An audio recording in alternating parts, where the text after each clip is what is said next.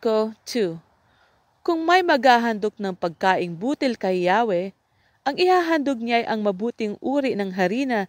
Bubuhusan niya ito ng langis ng ulibo at bubudbura ng insenso bago dalhin sa mga pari. Ang paring namumuno sa paghahandog ay dadakot ng harina kasama ang langis at lahat ng insenso para sunugin sa altar bilang tanda na ang lahat na ito'y inihandog kay Yahweh. Ang usok nito'y magiging mabangong samyo kay Yahweh. Ang matitira sa handog na pagkaing butil ay para kay Aaron at sa kanyang mga anak. Ito ang ganap na sagrado, sapagkat ito'y bahagi ng pagkaing handog sa akin. Kung luto sa pugon ang handog ng pagkaing butil, kailangang ito'y yari sa mabuting uri ng harina at walang pampaalsa. Maaari itong masahin sa langis at lutuin ng makapal o kaya'y lutuin ng maninipis at pahiran ng langis. Kung luto naman sa palapad na kawali ang handog na pagkaing butil, kailangang mabuti ring uri ng harina ang gamitin, walang pampaalsa at minasa rin sa langis.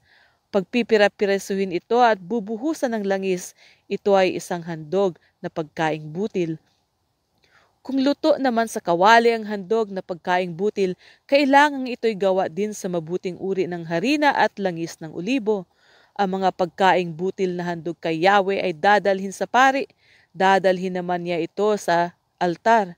Kukunin ng pari mula sa handog ang bahaging pang-alaala at susunugin sa ibabaw ng altar bilang handog upang ang usok nito'y maging mabangong samyo kay Yahweh. Ang matitira ay para kay Aaron at sa kanyang mga anak. Ito'y ganap na sagrado sapagkat kinuha sa pagkaing handog kay Yahweh.